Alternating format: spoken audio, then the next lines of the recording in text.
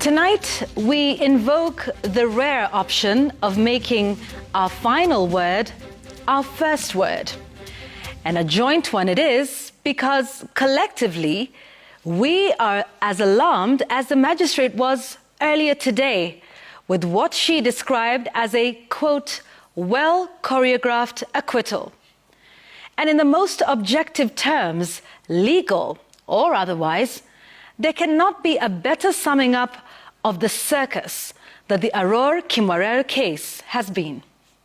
Now, the collapse of the Aror Kimwarer corruption case and the acquittal of all the suspects indeed signs off a scrappy year for Kenya's hot and cold and even feeble war on official corruption.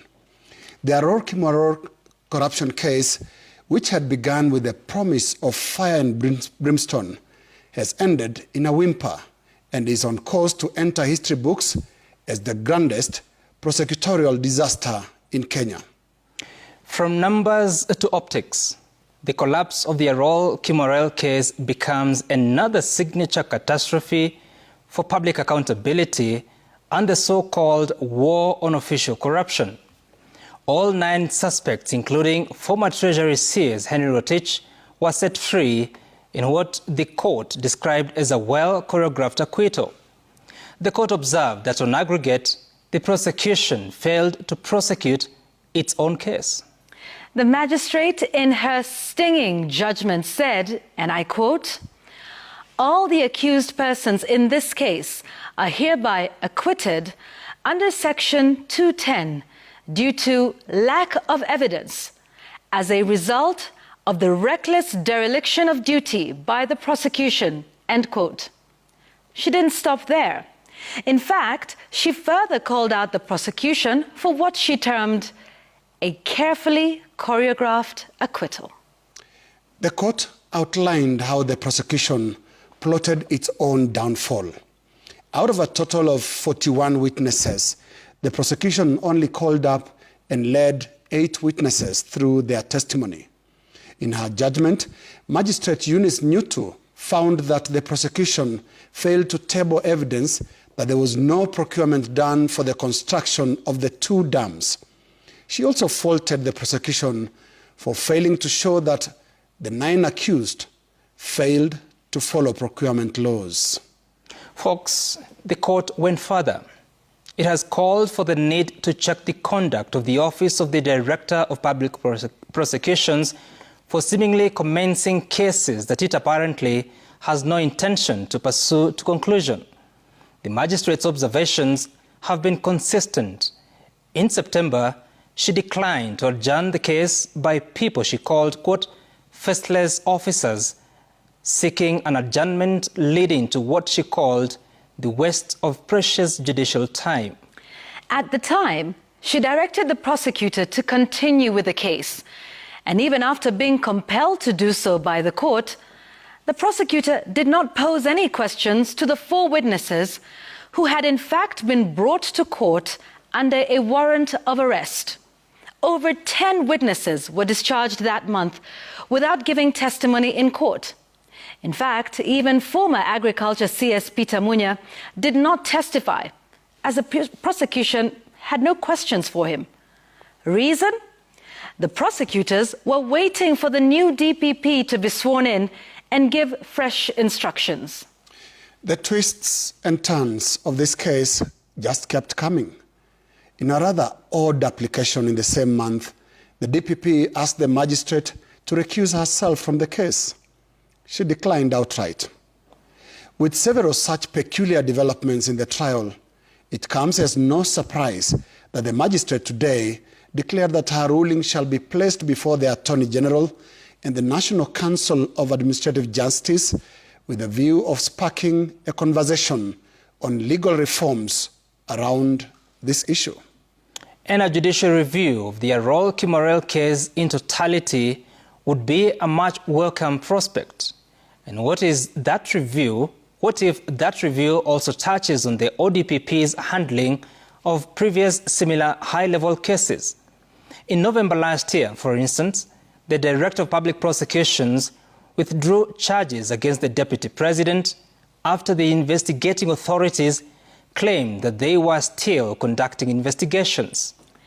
And in findings that mirrored today's ruling in the Aror case, Senior Principal Magistrate Victor Wakumile again called out the prosecutor's office, saying, and I quote, "These proceedings are testament that the DPP acted contrary to Article 157 in its entirety. Plea taking is not a simple event. It leads to denial of liberty, public ridicule, stress, which may lead to unnecessary loss of lives," end quote. And once again, the issue of political pressure was inferred. The investigator saying that he was working under intense pressure. Now, the same pressure that supposedly led the DPP to withdraw 8 high-profile corruption cases, all involving highly connected political individuals in a span of just 8 months. Folks, the fight against official corruption is officially on the back foot, and the weak link is no longer a subject of guessing games. You know it, I know it, and everybody knows where the weak link lies tonight. Indeed, if, as the courts have said, the DPP seemingly starts cases that it has no intention of pursuing to the very end, if, as the courts say, these are well-choreographed acquittals, where does this leave us? Folks, the amount of money lost in these cases is mind-boggling. 7.3 billion shillings in the case against the Deputy President, 11.3 billion shillings in the 8 cases that were withdrawn a year ago, and 63 billion shillings in the Arol Kimorel Dams case. Now, if we were to take a moment to ask small, simple questions. What do all these acquittals and withdrawals mean? Does it mean there was no money lost? Does it mean there was no flouting of laws? No breach of trust of public office holders? And what happens to the billions of shillings lost and the people of Kenya that lose out on basic services as a result of projects and resultant services not provided? What happens to the taxpayers who faithfully pay their rather high taxes that are then misappropriated? Let us face it, fellow Kenyans. On the so-called fight against official corruption, we are living a cruel lie. Power, profile, and wealth is still the ultimate decider on whether an offense of corruption is actually an offense or not. The Aror Kimorel case marks the final surrender document for the Office of the Directorate of Public Prosecutions, which, as we have pointed out here before, has been on the run for some time now. For a country that just turned 60, it should be sad to watch an independent institution walking away from its mandate. It should also be worth a troubled night for the country that the criminal justice system looks decisively lopsided, complete with categories of crimes that can be prosecuted, like theft of chicken, and crimes that cannot be prosecuted, like multi-billion corruption cases. A night of reflection, this begs. But hey, Kenya has a beautiful, robust, and progressive constitution. And good constitutions can fix many things, especially of a legal and administrative kind. But we know not of a constitution that can cure moral cowardice. The News Gang